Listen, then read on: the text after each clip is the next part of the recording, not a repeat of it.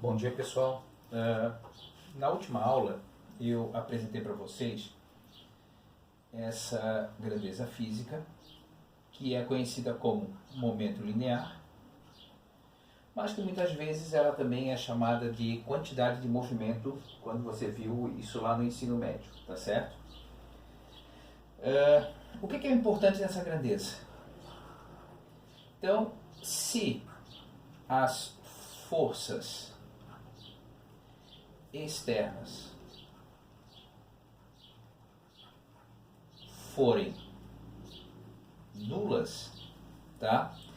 Eu posso afirmar que o somatório dos momentos lineares antes da colisão, eles são exatamente iguais aos somatórios dos momentos lineares após a colisão, tá certo?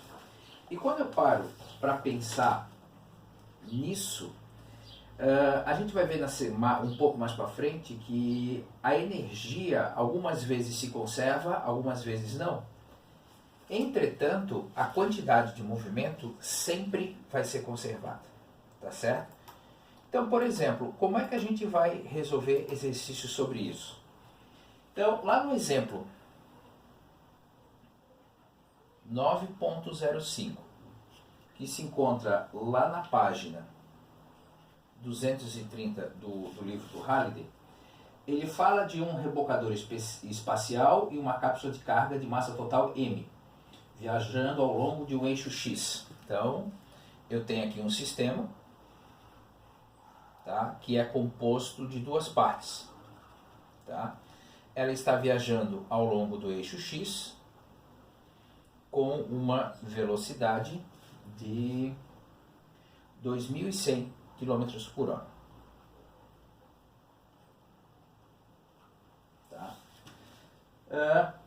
Com uma pequena explosão, então quer dizer que isso é uma força interna, está dentro do sistema que eu estou considerando, o rebocador ejeta a cápsula de carga de massa 0,20 m.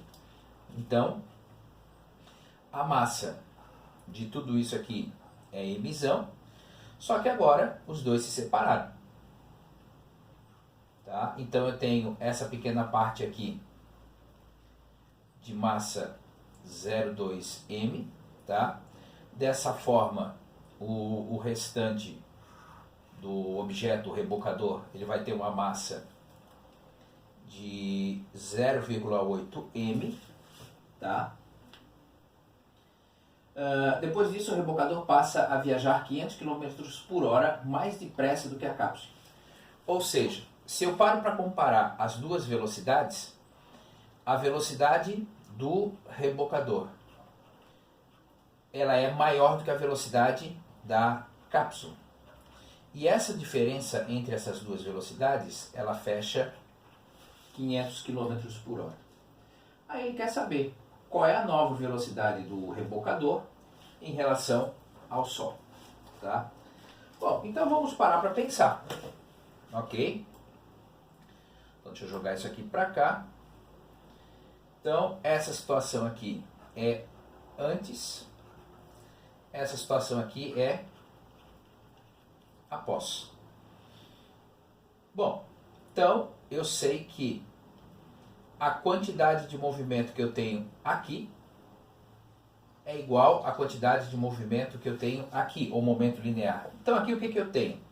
Eu tenho a massa emissão a uma velocidade de 2.100 km por hora.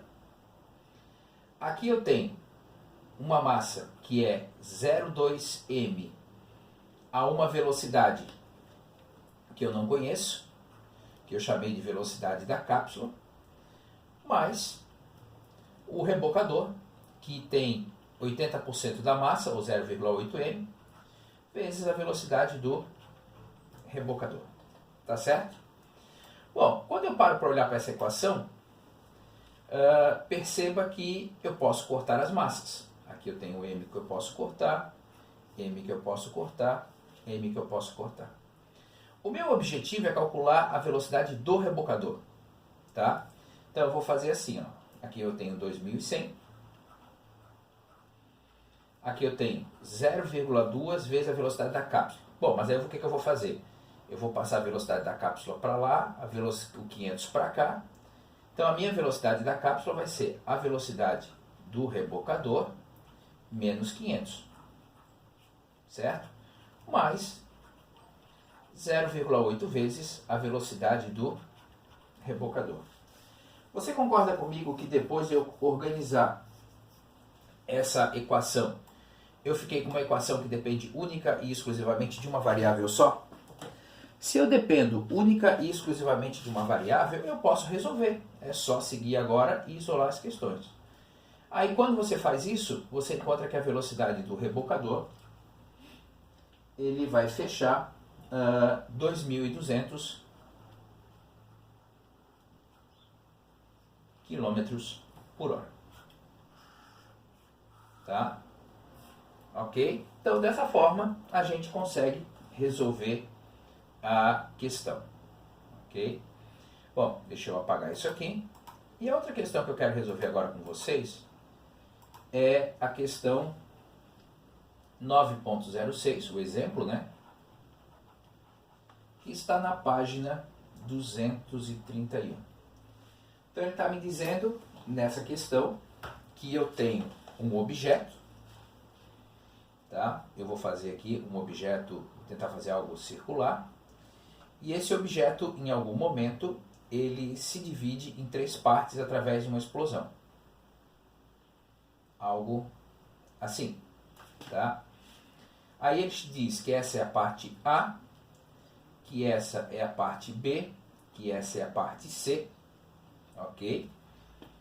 Que essa velocidade aqui, essa peça se desloca para lá com uma velocidade final.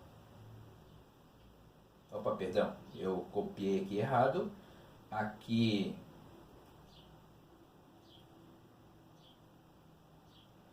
é o B e aqui é o C, tá? Perdão. Então aquela lá é a velocidade final C. Para cá eu tenho a velocidade final B. Ok? E para cá eu tenho a velocidade final A. Certo? E ele me dá a seguinte informação. Ele me diz que a massa C é 0,30 da massa total e a velocidade final do C, naquela direção e sentido que está lá, ela vale 5 metros por segundo. Tá, ok? E a outra informação que eu tenho, que está lá no desenho disponível, né? Tá? É que daqui até aqui eu tenho 100 graus de abertura. Tá certo? Então, só para ler o enunciado da questão, ele diz assim, ó: ao explodir uma bomba artesanal do tipo cabeça de negro, colocada no interior de um coco vazio de massa emisão, inicialmente reposto, quer dizer que antes da explosão eu não tenho qualquer quantidade de movimento, pois eu não tenho velocidade, quebra o coco em 3 pedaços, que deslizam em uma superfície horizontal. Uma vista superior é apresentada na figura que eu reproduzi, ou pelo menos tentei reproduzir aqui. O pedaço C de massa 0,30 m tem uma velocidade final de 5 metros por segundo. Me desculpem, mas faltou ainda mais uma informação, que é essa. Tá? Então quer dizer que daqui até aqui, lá no desenho que ele disponibilizou, eu tenho 130 graus. Pois bem, qual é o módulo final? Qual é a velocidade do pedaço B de massa 0,2 m? Então quer dizer que ele está me dando aqui mais algumas informações. Então essa informação aqui é sobre o C. Agora sobre o B, ele está me dizendo que a massa do B ela vale 0,2 m. e dessa forma ele quer saber qual a velocidade final do B. Tá? E aí, por consequência, né, quando eu paro para pensar, a massa do A, então, ela vai valer 0,50, né, do M, 0,3 com 0,2 dá 0,5, então quer dizer que sobra 0,5 do total para a massa do A. E aí na letra B ele vai querer saber qual que é a velocidade do pedaço A, certo? Bom, no desenho que o Halliday já sugere, ele pega esse desenho central aqui e desenha um eixo XY. Bom, eu poderia fazer um eixo XY normal? Sim. Só que isso vai me atrapalhar tanto, então olha só o que eu vou fazer. Eu vou pegar aqui em cima de um desses vetores, tá? E vou desenhar aqui o meu eixo X, tá? Para cá positivo. Ok. E aqui, 90 graus com aquele eixo lá, né, claro, eu vou desenhar o meu eixo Y, para cá positivo, tá certo? Bom, se eu paro para olhar agora, o que acontece? Eu passo a ter uma componente aqui do meu velocidade final do C na direção Y, tá? E aqui eu vou ter um ângulo de 10 graus, ok? Eu passo a ter aqui uma componente velocidade, deixa eu escrever ela aqui, velocidade final do C na direção X, tá? Passo a ter esse cara aqui, uma componente velocidade final do B na direção X, tá? E aqui uma componente velocidade final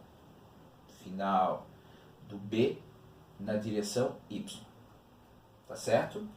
E aqui, se eu paro para olhar, eu vou ter um ângulo de 50 graus. Da onde que vem esses 50 graus? 100 mais 130, 230. Se até aqui eu tinha 180, aqui eu tenho 50, tá certo? Pois bem, eu vou ter que fazer a conservação. Então eu vou pensar, por exemplo, na direção Y. Na direção Y, antes da colisão e após a colisão, no caso a explosão, né? Antes da colisão a velocidade era zero, eu não tinha nada de momento linear. Entretanto, após a colisão, no meu eixo Y, eu tenho o C indo para lá e o B vindo para cá. Então eu vou ter o quê? A massa do C vezes a velocidade final do C na direção Y, mais a massa do B vezes a velocidade final do B no eixo Y. Entretanto, como a gente adotou positivo para lá e negativo para cá, essa velocidade aqui, eu não posso esquecer disso, ela é negativa, tá? Bom, então agora vamos organizar essas informações aqui, tá? Aqui eu tenho zero, massa do C, ela vale 0,30 m, velocidade final de C na direção Y, é essa daqui. Com relação a esse ângulo aqui, essa velocidade ela é o cateto adjacente, tá? Então vai ficar o quê? A velocidade final do C vezes o cosseno dos meus 10 graus, mais massa do B. A massa do B, ela vale 0,2 m. Então vai ficar aqui 0,2 m vezes velocidade negativa, tá? A minha velocidade final do eixo B aqui, ó, nesse caso, nesse meu triângulo que eu adotei, ele é o cateto oposto. Tá? Então vai ficar o quê? A velocidade final do B vezes o seno de 50 graus. Tá? Se você prestou atenção aí, lembra da matemática básica, eu posso cortar essas massas. Tá? A velocidade do C, isso aqui vale 5 metros por segundo. E aí eu posso calcular essa velocidade aqui. Depois que você faz o devido isolamento das variáveis, você vai encontrar que a velocidade final do B, ela está valendo 9,64 metros por segundo. Tá certo? E aí eu vou ter que repetir o processo, só que agora no eixo X.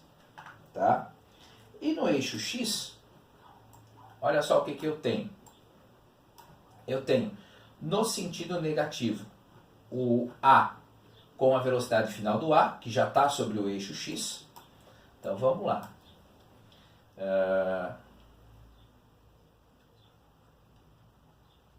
Direção X. Tá? Eu tenho o momento linear antes, momento linear depois, tá certo? Então, antes, vamos frisar que era 0, tá certo? Depois, eu tenho a massa do A, que é 0,50. Então, vou botar aqui, massa do A vezes a velocidade final do A, que é negativa, mais. Agora eu vou ter a massa do B e a massa do C com as componentes FBX e FCX, também positivas. Nesse caso, as duas são positivas, né? Então vai ficar assim. A massa do B vezes a velocidade final na direção B em X, mais a massa do C vezes a velocidade final do C na direção X. Tá? Então vamos ajustar isso aqui. Então isso aqui é 0. Tá? Isso aqui é metade da massa, 0,5 m, vezes menos velocidade final de A, mais massa do B. A massa do B, 0,2 m,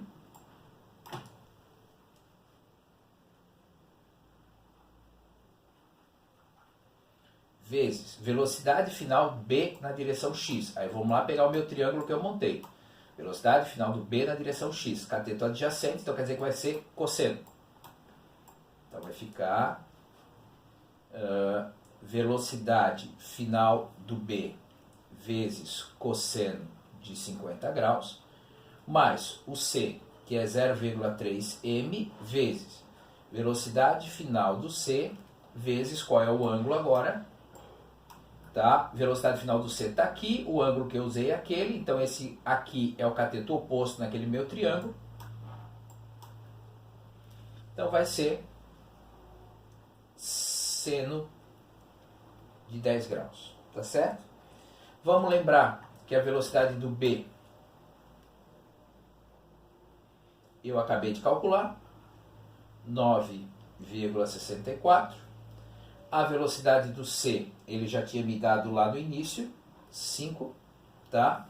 As massas eu posso cortar, e aí simplesmente eu vou calcular a velocidade final do ar. E quando você faz isso, tá? Essa velocidade final do objeto A vai fechar aproximadamente 3 metros por segundo. Perceba, né, que quanto maior a massa, aí, dependendo da situação, menor vai ter que ser a velocidade, devido à sua inércia. Então, na próxima videoaula, a gente vai discutir como é que a gente vai processar como é que eu posso dizer? A conservação da quantidade de movimento. A gente já sabe que conserva, mas como é que vai ser a conservação da energia. Grande abraço para vocês, até a próxima aula, tchau, tchau.